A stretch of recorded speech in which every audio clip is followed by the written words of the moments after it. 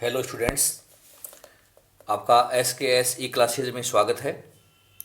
आज हम पढ़ने जा रहे हैं ब्रेक इवन चार्ट, सम विच्छेद चार्ट। इस चार्ट के द्वारा भी हम वो सभी गणनाएं जो आपने सूत्रों के माध्यम से की थी बहुत आसानी से हम कर सकते हैं। तो आपको आज ये समझना है कि सम विच्छेद चार्ट क्या है और हम इसको किस प्रकार से बनाएं, इससे किस प्रकार से विभिन्न प्रकार के प्रबंध के निर्णय हम ले सकते हैं। सीमांत लागत संबंधी सूचनाओं को हम ग्राफ पेपर पर प्रस्तुत कर सकते हैं। ग्राफ पर प्रस्तुत करने से प्रबंधकों को सबसे बड़ा लाभ ये मिलता है कि इससे समस्त सूचनाएं तुरंत समझ में आ जाती हैं, अर्थात हमें किसी प्रकार की गणनाएं नहीं करनी पड़ती, बल्कि चित्र के द्वारा सभी प्रकार की प्रबंध की सूचनाएं हमें आसानी से समझ में आ जाती हैं। और इसलिए हम इसे सम विच्छेद विश्लेषण चार्ट के नाम से जानते हैं। इन समस्त सूचनाओं में सबसे महत्वपूर्ण सूचना समविच्छेद बिंदु होती है, अर्थात हमारा ब्रेक इवन पॉइंट, जो हमें नो प्रॉफिट नो लॉस के रूप में प्रकट करता है। तो ग्राफ पेपर से हम बहुत आसानी से समविच्छेद बिंदु ज्ञात कर सकते हैं और इसीलिए इस चार्ट का नाम समविच्छेद चार्ट पड़ा है। इसका अर्थ यह है कि ऐसा चार्ट जो समविच्छेद बिंदु प्रकट करे, हम उसको समविच्छेद चार्ट के नाम से जान सकते हैं। इस चार्ट में हम बहुत सी बातें ज्ञात कर सकते हैं जो मैंने आपके सामने यहाँ रखी है। उत्पादन की मात्रा, स्थिर लागत, विभिन्न स्तरों पर परिवर्तनशील लागत, कुल लागत, विक्रय राशि, लाभ की मात्रा, समविच्छेद बिंदु, सुरक्षा सीमा, प्रभाव क्षेत्र का कोण, एंगल ऑफ इंसिडेंस, अर्थात जहाँ से हमारा लाभ शुरू होता है हम उसे प्रभाव क्षेत्र का कोण कहते हैं। तो ये 9 जो मैंने बिंदु रखे हैं, ये सम विच्छेद चार्ट से हम बहुत सरलतापूर्वक तरीके से ज्ञात करके दिखा सकते हैं। अब बात आता है कि सम विच्छेद चार्ट की क्या मान्यताएं हैं, एजम्पशंस क्या है। तो डियर स्टूडेंट्स, ये कुछ मान्यताओं पर आधारित है जो मैं आपको बताना चाहूँगा। इसकी 3 बेसिक मान्यता हैं। पहली है, उत्पादन बढ़ने से बिक्री में उसी अनुपात में वृद्धि होगी, अर्थात जिस गति से उत्पादन बढ़ रहा है उसी गति से हमारी बिक्री बढ़ रही है। अर्थात उत्पादन दुगुना तो बिक्री दुगुनी, उत्पादन 5 गुना तो बिक्री 5 गुनी, ये इसकी मान्यता है। दूसरी मान्यता है, उत्पादन में परिवर्तन से प्रति इकाई परिवर्तनशील लागत में कोई परिवर्तन नहीं होगा, अर्थात हमारी वेरिएबल कॉस्ट पर यूनिट में किसी प्रकार का परिवर्तन नहीं होगा, चाहे उत्पादन हम कितना ही बढ़ा दें, चाहे उत्पादन कितना ही कम कर दें। वेरिएबल कॉस्ट पर यूनिट में किसी प्रकार का परिवर्तन हमारा नहीं करना है, ये इसकी सेकंड मान्यता है। तीसरी मान्यता है, उत्पादन में परिवर्तन से कुल स्थायी लागत में कोई परिवर्तन नहीं आएगा, अर्थात स्थायी लागत में भी परिवर्तन हम नहीं करेंगे। ये भी अपने को विशेष रूप से ध्यान रखना है। और कुछ विद्वान साथी ये भी कहते हैं कि प्रति इकाई विक्रय मूल्य भी फिक्स रहेगा, उसमें भी किसी प्रकार का परिवर्तन हम नहीं करेंगे। तो ये इसकी कुछ मान्यताएं हैं जिसके आधार पर हम ये चार्ट बनाते हैं। तो प्रश्न आता है हमारे सामने कि ये चार्ट हम बनाएं कैसे, इस सम विच्छेद चार्ट की रचना कैसे करें। तो डियर स्टूडेंट्स, हम इसमें सामान्यतः 3 रेखाएं खींचते हैं। पहली है स्थिर लागत रेखा, फिक्स्ड कॉस्ट लाइन। दूसरी है कुल लागत रेखा, टोटल कॉस्ट लाइन। एक रेखा हम खींचेंगे विक्रय रेखा, जिसको हम कहते हैं सेल्स लाइन। 3 लाइन के द्वारा हम इसको बहुत आसानी से बना सकते हैं। अब हमारा जो ग्राफ पेपर पर जो OX एक्सिस होता है उस पर हम उत्पादन व बिक्री की मात्रा शो करेंगे। उसके लिए एक उचित पैमाना हम ले लेंगे जो कि हमारे पास जो सूचनाएं दे रखी हैं उसके आधार पर। तो OX एक्सिस पर दिखानी है उत्पादन की मात्रा या बिक्री की मात्रा। हमारा OY जो एक्सिस होगा उस पर हमें लागत और विक्रय राशि दिखानी है। हमारी कॉस्ट क्या है, हमारी सेल्स वैल्यू क्या है, ये हमें OY पर दिखानी है। और BP का हम डिटर्मिनेशन करेंगे। BP वहाँ होगा जहाँ total cost equal to total sales होगी, अर्थात टोटल कॉस्ट लाइन और टोटल सेल्स लाइन जहाँ एक दूसरे को काटेंगी, वह जो मात्रा का स्तर होगा या मूल्य का स्तर होगा वो हमारा ब्रेक इवन पॉइंट होगा। हम इसको रुपयों में भी निकाल सकते हैं और हम इसको इकाइयों में भी ज्ञात करके दिखा सकते हैं। तो सम विच्छेद चार्ट बनाने के ये 6 मेथड मैंने आपको बताई, 6 फॉर्मेलिटीज हैं जो आपको पूरी करनी होगी। अब हम सम विच्छेद चार्ट कैसे बनाएं, ये क्वेश्चन के द्वारा सीखना चाहते हैं। हमारा क्वेश्चन है, निम्न सूचना से सम विच्छेद चार्ट बनाइए। Output and sales in units 25,000, fix cost दे रखी है अपने को 2,000 रुपया, वेरिएबल कॉस्ट पर यूनिट है 20 पैसा, 2 पर यूनिट, और सेल्स पर यूनिट दे रखी है अपने को 0.4 पर यूनिट, अर्थात 40 पैसा प्रति इकाई। वेरिएबल कॉस्ट 20 पैसा प्रति इकाई, फिक्स कॉस्ट 2,000 रुपये, और उत्पादन व बिक्री की मात्रा 25,000 इकाइयाँ। तो हमें जब भी सम विच्छेद चार्ट बनाना हो तो हमें फिक्स कॉस्ट चाहिए, हमें टोटल कॉस्ट चाहिए, और हमें सेल्स वैल्यू चाहिए, और एक क्वांटिटी चाहिए। हम इन आधार पर हमारा सम विच्छेद चार्ट बनाकर विभिन्न प्रकार की जो 9 मान मैंने लिखे हैं वो हम आसानी से याद करके दिखा सकते हैं। तो हम कैसे चार्ट बनाएं, ये हम आज के क्वेश्चन को समझकर जो है सरलता से हल करना चाहते हैं। हम आंसर निकालना चाहते हैं इसका। जब भी आप सॉल्यूशन निकालें तो हमें देखना है, एक तो हमें क्वांटिटी देखनी है, मैक्सिमम क्वांटिटी बात करिए। मैक्सिमम क्वांटिटी है हमारे क्वेश्चन में 25,000 इकाई। हमें चाहिए फिक्स्ड कॉस्ट टोटल, तो फिक्स्ड कॉस्ट दे रखिए सवाल में 2,000 रुपया। हमें चाहिए टोटल कॉस्ट, और टोटल कॉस्ट होती है fixed cost plus variable cost. तो हमारी फिक्स्ड कॉस्ट तो सवाल में दे रखी है 2,000 रुपया, और वेरिएबल कॉस्ट है 20 पैसे प्रति इकाई, और हमारी 25,000 इकाइयाँ हैं। तो 25,000 इकाइयों को आप 20 पैसे से गुणा कर दीजिए, तो ये 5,000 रुपये वेरिएबल कॉस्ट आ जाएगी। तो टोटल कॉस्ट हमारे क्वेश्चन में हो गई 7,000 रुपया।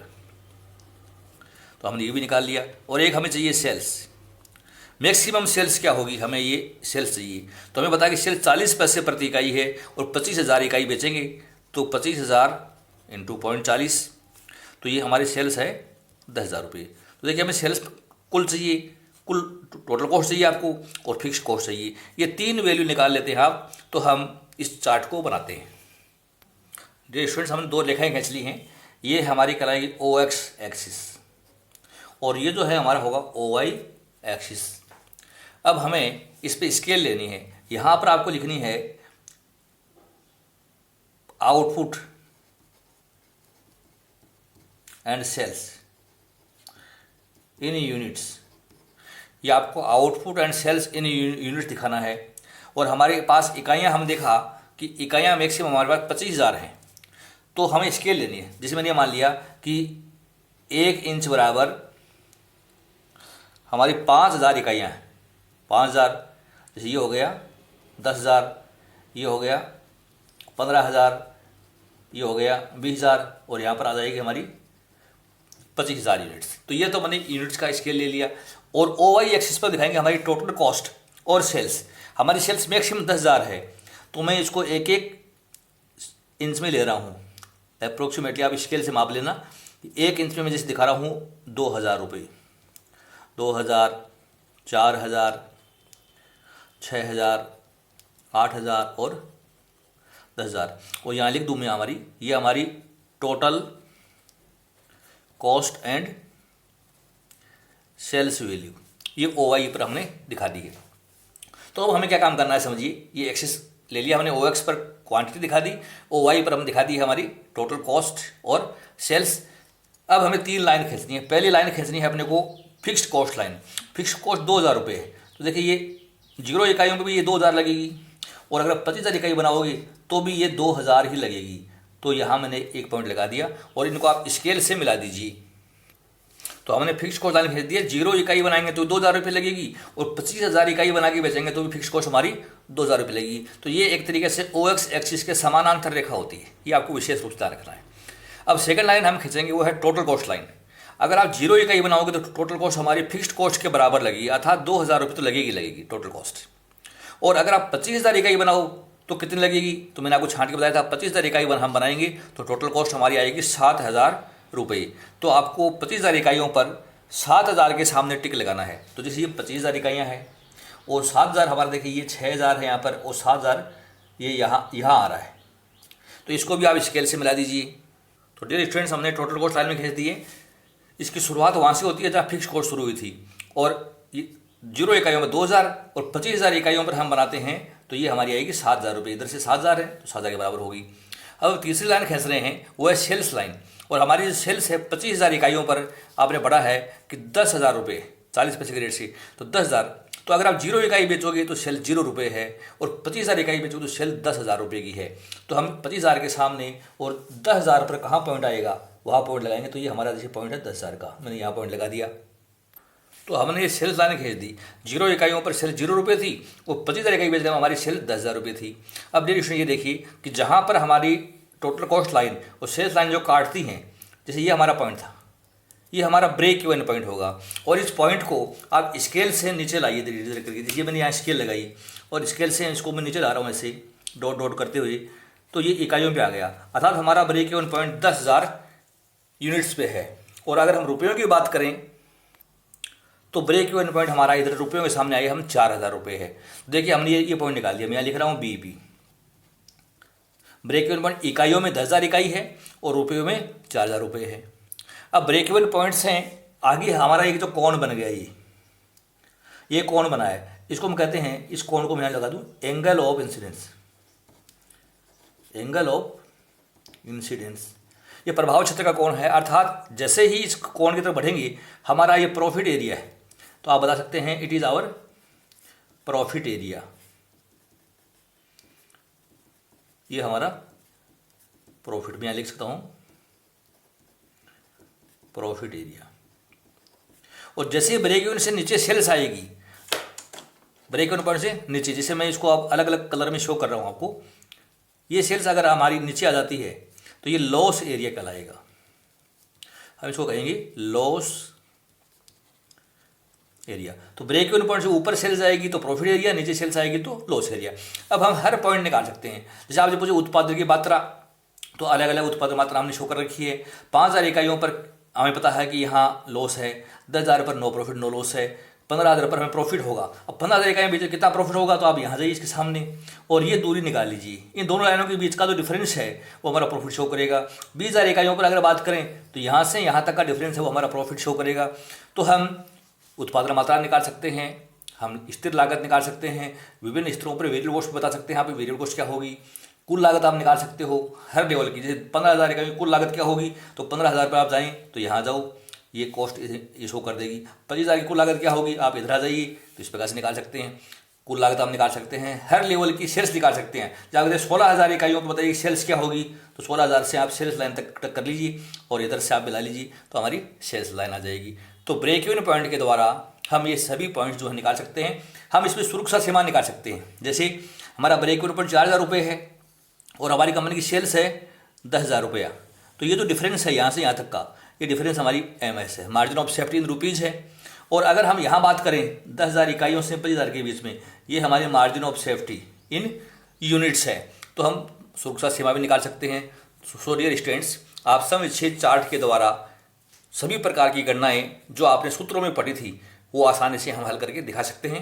अब हम वेरीफाई करके देखना चाहते हैं कि हमने जो गणनाएं की हैं क्या वास्तव में सही हैं। तो देखिए हमारा कंट्रीब्यूशन क्या होगा, ये देखिए अब S-B होता है, तो 0.40 माइनस 0.20 बराबर 0.20, ये हमारा कंट्रीब्यूशन है। आपने पढ़ा था PV रेशियो, तो PV रेशियो होता है कंट्रीब्यूशन बटा सेल्स इंटू 100, तो 0.20 बटे 0.40 गुना 100 बराबर 50% हमारा PV रेशियो है। और हमें निकालना है break even point. Fixed cost upon PV ratio, तो फिक्स्ड कॉस्ट 2,000 रुपये है क्वेश्चन में, PV रेशियो है 50%, तो हमारा ब्रेक इवन पॉइंट रुपये में आया 4,000, तो देखिए 4,000 ही आ रहा है। आप इकाइयों में निकाल सकते हैं बीपी इन यूनिट्स, होना था फिक्स्ड कॉस्ट बटा C per unit, fixed cost upon C per unit. तो डियर स्टूडेंट्स, हमारी फिक्स्ड कॉस्ट 2,000 रुपये है। कंट्रीब्यूशन पर यूनिट हमारा सवाल में अभी हमने देखा था कि वो 0.20 था, तो 2,000 में 0.20 का भाग दीजिए तो ये आएगा 10,000 यूनिट्स, 10,000 यूनिट्स। तो हम सभी गणनाएं जो आपने सूत्रों से पढ़ी थी वो हम ब्रेक इवन चार्ट के द्वारा बहुत आसानी से हल करके दिखा सकते हैं। तो ये था हमारा आज का टॉपिक ब्रेक इवन चार्ट, जिसके आधार पर आपने जो है ब्रेक इवन पॉइंट ज्ञात किया, सुरक्षा सीमा ज्ञात की, एंगल ऑफ इंसिडेंस ज्ञात किया, विभिन्न स्तरों पर कुल लागत और कुल बिक्री की गणना आपने की। तो ये, और हमने फिर इसको वेरीफाई भी किया कि क्या वास्तव में ब्रेक इवन चार्ट से हम जो गणनाएं करते हैं क्या सूत्रों से वही आती हैं, तो हम उसी प्रकार से निकाल सकते हैं। हम MS भी निकाल सकते हैं, total sales minus BEP sales. तो टोटल सेल्स हमारे क्वेश्चन में थी रुपयों में 10,000, BEP थी हमारी 4,000, तो MS 6,000 रुपये आती है। तो आप देखिए यहाँ 4,000 10,000 का अंतर कितना है, 6,000। तो ये रुपये में 6,000, हम चाहे तो इकाइयों में इसको निकाल के दिखा सकते हैं। यही पैटर्न हमारा रहेगा। तो आपको ये लेक्चर अगर समझ में आया तो इसको आप लाइक कीजिए व अपने फ्रेंड्स में अधिक से अधिक इसको शेयर कीजिए। लेक्चर ध्यान से सुनने के लिए बहुत बहुत धन्यवाद। Thank you so much.